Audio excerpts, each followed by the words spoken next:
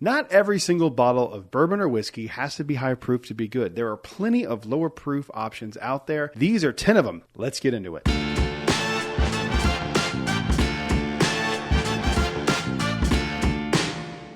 Hello everyone, welcome back to Brad's Bourbon Reviews. I'm Brad, and today, like I said in the intro, pretty self-explanatory list we're getting into here. These are 10 really solid, low-proof whiskeys or bourbons that you can enjoy, and it won't melt your face. So if you're new to whiskey, or if you want something new to try, or if you just want to try something at a lower proof that's really, really good, these are all solid options for you. Before we get into any of these, first off, these are in no particular order. There are a few that are like mid to low allocations, nothing, impossible to get your hands on in most places. I'm sorry if you can't get your hands on a few of these. But we need to define what low proof whiskey is. And to me, low proof is anything from 80 proof to 100 proof. That is what I consider low proof whiskey. I'm sure that can be debated down in the comments below.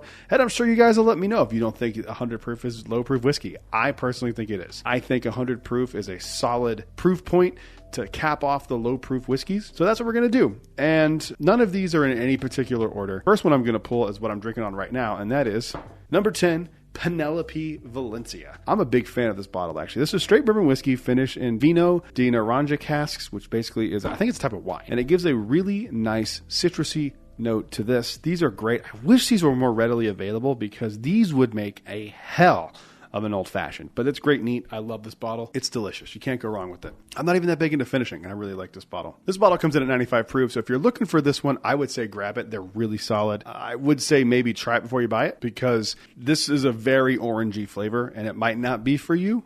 But if you do like this type of thing, this should be on your list to grab because it's a fantastic bottle. Moving on to the next one. Number 9 is from 1792, and then a 1792 Sweet Wheat. This comes in at 91.2 proof. This might be the lowest proof point bottle on the list, but I can tell you this is probably my favorite of the 1792 bottles. And that's nuts because I'm known to be like a proof guy. I think I usually tend to drink things over 100, 120 is like my go-to range. And this one being so low, you wouldn't think this would be up my alley.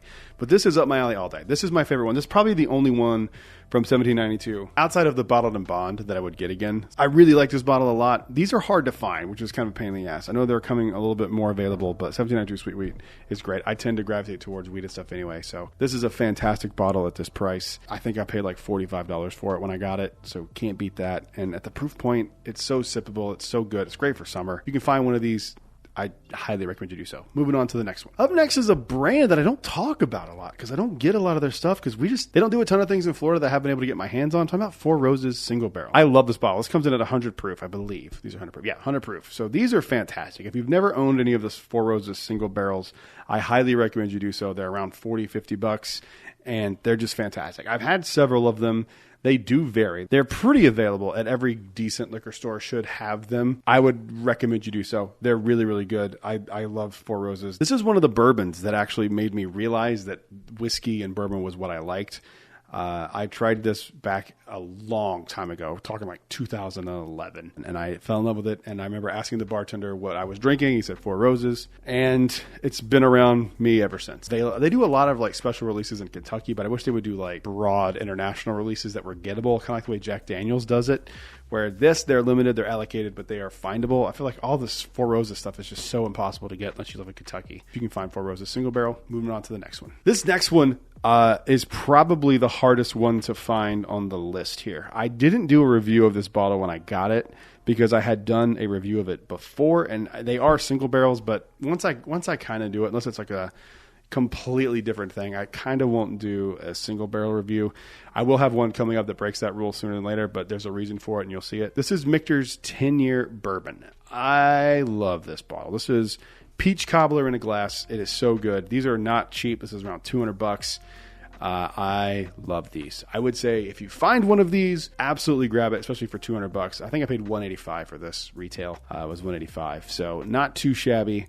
10-year-old bourbon comes in at 94.4 proof, and the flavor in this is actually the bourbon that made me want to do this list because this completely changed my mind about low proof whiskeys. I was kind of the guy like, I don't care about that 90 proof crap. This changed my mind. This is fantastic. If you ever see these, grab it. They're incredible. Moving on to the next one. Next one up is kind of allocated. I think I've never seen one in Florida, but this was one of my favorite bottles I've had this year.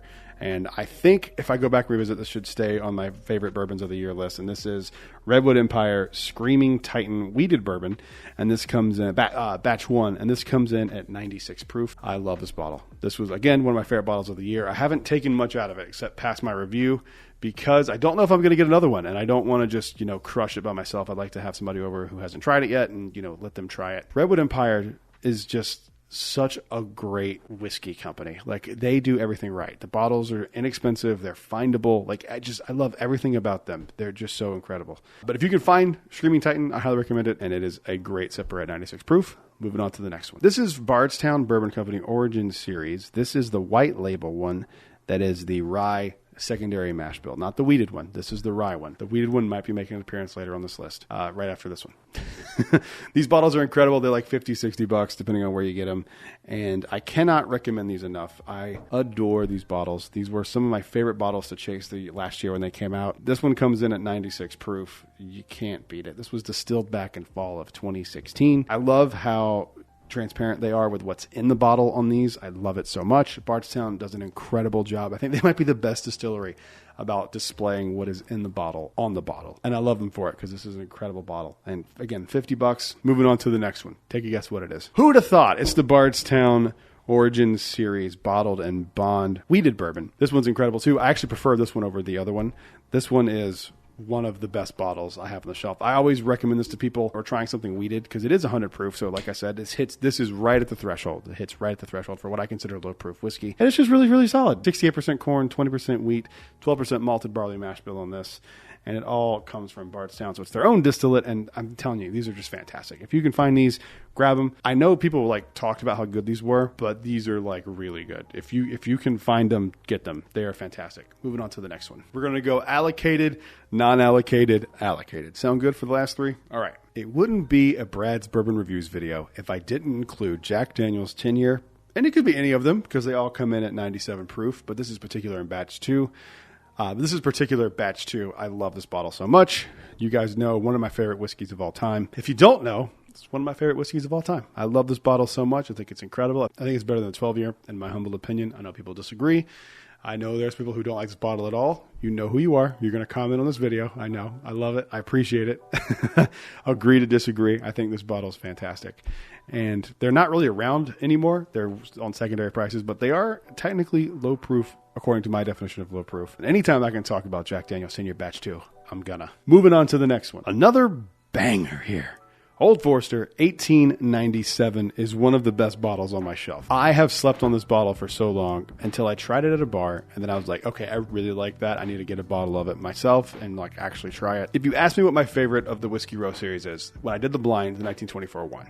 But if you ask me what my favorite of them is, prior to that blind, I would have said 1897. I think 1897 came in second place. So close. But I adore this bottle. I recommend this bottle to everyone. If you were trying to get into Old Forester, if you want to try something a little different that is findable, this bottle is incredible. So it's probably in every single liquor store you go into. Whiskey Row series was all over the place still. There's a reason that I talk about this bottle so highly, and it's not because it ain't great. It's fantastic. There's some great green apple notes on it, and it's incredible. Go buy one. Moving on to the last one. This is probably the hardest bottle to find on this list, outside of maybe the Jack 10-year. But this is the E.H. Taylor Single Barrel. I almost put the small batch on here, but I talk about that bottle all the time. And I don't feel like I talk about the E.H. Taylor Single Barrel enough. The bottle's absolutely incredible. I love this bottle so much. I think that they do vary, not a ton. I feel like as far as single barrels go, they don't vary that much, in my opinion. I've had 4 or 5 different ones at this point, and they all kind of taste similar. There's some course slight deviation, but nothing crazy. It's an incredible bottle coming in right at 100 proof. That is the list, ladies and gentlemen. Leave a comment down below. Let me know what your favorite low proof whiskey is. Thank you guys for watching. Make sure you leave a like, subscribe as well, because if you're watching on YouTube and we hit 2,500 subscribers in 2024, I'm going to do a 3-bottle allocation bottle giveaway. So make sure you subscribe so you can be included on that. I will see you guys on the next one. Until then, cheers.